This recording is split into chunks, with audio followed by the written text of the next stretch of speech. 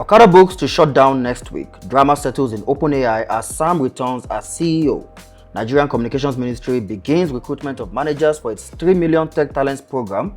Telegram remains offline in Kenya for 2 weeks running.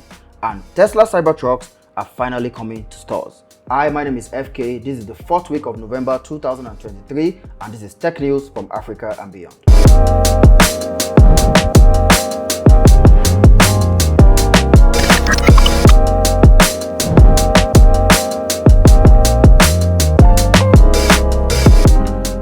Okada Books, one of Nigeria's oldest and beloved startups, is sadly shutting down. The online book publishing platform, launched in 2013 by Okechukwu Ofili, was built to give access to writers to publish their books without the rigors of going through publishers or having to pay the cost of self-publishing.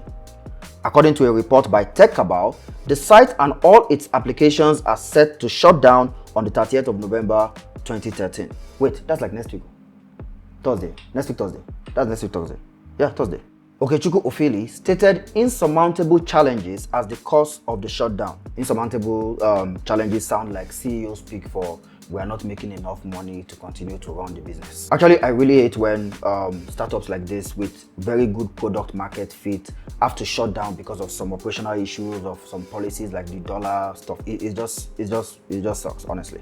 Till its shutdown announcement, the online book publishing house is set to house over 40,000 original books and 400,000 registered readers. Honestly, my hope is that someone else comes to their rescue. Probably someone buys the company and is able to fund them, or at least for those writers that depend on this platform for their livelihood. I hope some other company can just come up and fill the void and be able to take on these writers so that they continue to make money with their work. Because actually, it's going to be very, very sad to see writers that have written for over 40,000 books just being left high and dry. Drama settles as Sam Altman returns as CEO of OpenAI. After an intensive week of executive drama, spamming of Twitter timeline with art emojis, threatened layoffs, and Sam Altman having his pick of which company gets to label him as CEO, all is now well in the AI capital of the world, OpenAI, as Sam Altman returns as the CEO. Just in case you have been living under a tech rock for the past week, OpenAI, the leading AI company and fastest growing startup in the world, has been engulfed in so much drama and has had everyone, including tech giants like Microsoft, glued to their Twitter timelines like an episode of Keeping Up with the Kardashians. For those who may have missed all the drama that happened during the week, here's a quick run of events. So Sam Altman, the CEO of OpenAI, gets fired by the board of the company, which surprisingly does not have Microsoft on the board. And Microsoft currently owns 48% of the company. Sorry, that's 49% of the company rather. After Sam got fired, Mira Murati, the current CEO, is then hired as interim CEO. Greg Brockman, president of OpenAI, then resigns in protest. Meanwhile, Microsoft CEO Satya Nadella, evidently shocked but in an effort to control the situation, hires Sam and Greg to start a new AI division within Microsoft with Sam as CEO. The resignation of Sam then opened the floodgates as over 600 employees of OpenAI threatened to retire if Sam is not reinstated as CEO and the current board fired. This then forces OpenAI to bring in former Twitch CEO Emmett Shear as the new CEO to manage the situation. Emmett asked the board to produce valid reasons why Sam was fired, and they couldn't. So long story short, Emmett steps down, the board is fired, Sam and Greg return back to OpenAI, and a new board is constituted with people with portfolios that will have you thinking, what have I been doing with my life?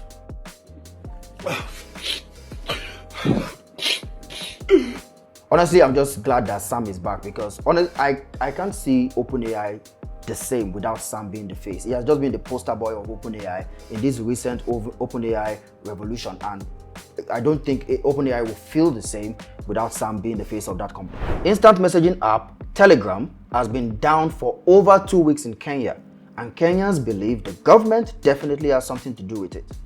Okay, this is messed up because how are people supposed to share their bet codes now? How are people supposed to share bet codes? How are people supposed to download movies and share some other content that I'm not going to mention in this? I'm not going to mention here. Now, the funny part is that the Instagram actually works overnight. Yeah, Instagram works overnight. It just doesn't work during the day in Kenya. And people are suspecting, because currently the exam season in Kenya, students are writing the exam. So people are suspecting that the government might actually be shutting down Telegram so that to curb exam malpractice. Telegram for exam malpractice. I don't think that format has entered Nigeria yet, because except I'm too old to know. Now the government, the telecommunication companies, that's Airtel, Telcom and Safaricom, and Kenya's Communications Authority have been completely mute over the issue, despite several allegations by the people. This silence has sent a very loud message, as Access Now, a digital rights organization, has sent an open letter to the Kenyan government to provide details as to why this disruption has been happening. And hopefully, I hope they resolve this soon, so that, like I said, people can go back to sharing their bed codes and movies, because honestly, that's all I see happening on Telegram these days. In its bid to train 3 million technical talents, and the new Minister for Communications, current Ginger, but soon the guy na Ginger man, the Ginger well. The Nigerian government will be hiring 37 learning community managers to facilitate the training program. The government will be needing 37 managers, as one learning community manager will be attached to each state, including the FCT.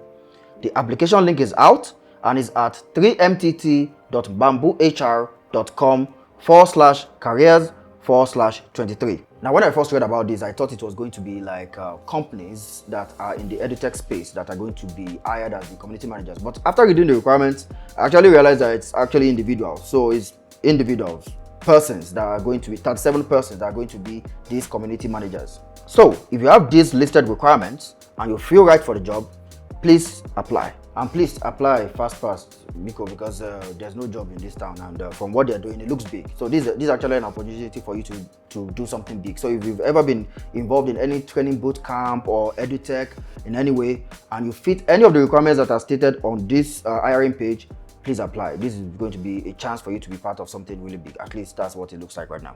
For those of you that have been waiting for Cybertrucks to hit the road since 2019, and for all those rich people amongst us that have already pre-ordered it since 2019, well, your dreams are about to come true, because Cybertrucks are about to hit Tesla stores. This was confirmed in a tweet by Elon Musk on Tuesday, the 22nd of November 2023.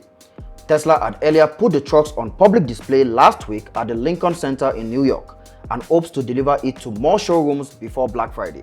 Notable improvements to the truck displayed last week compared to the one displayed at the 2019 event was the disappearance of panel gaps that was heavily joked about and had Tesla's build quality questioned. Tesla hopes to have these trucks in more stores towards their delivery event, which will be concluded on the 30th of November next week. With this slow pace of the Cybertruck release, is really going to take a while before we see it in Africa. It's just looking like that, and it's not because we probably can't afford it. It's because right now Tesla is even still prioritizing the states in USA where the Cybertruck is going to be delivered. So now imagine before we get to see it on African roads, it's going to take a while. This is not like the iPhone that we can get in like 2 weeks.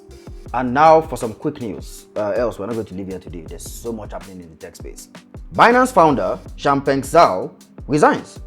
Binance was accused of failing to maintain proper anti-money laundering program, operating an unlicensed money transmitting business, and violating sanction laws in the US. Binance founder and CEO Zhao pleaded guilty and will be stepping down, while the company will be parting with a huge sum of $4.3 billion in penalties. Wait, is that not like Nigeria's entire budget? Like Nigeria's entire budget? $4.3 billion. That's like Nigeria, because if you use the current naira rate, that's not good here. 4.3 trillion. Anyway, all I can say to Zhao is welcome to the Forbes Fraud Hall of Fame.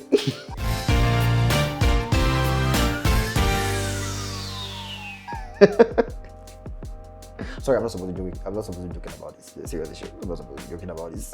Nigerian B2B e-commerce startup Alazo has laid off 100 workers. Earlier this year, Alazo had already laid off 400 workers and is now claiming warehouse automation as its reason for rendering more people jobless. Sadly, another set of jobs bite the dust in this our new AI automation revolution world that we live in right now. So sad. The Nigerian government has launched a portal for registration of startups and accelerators.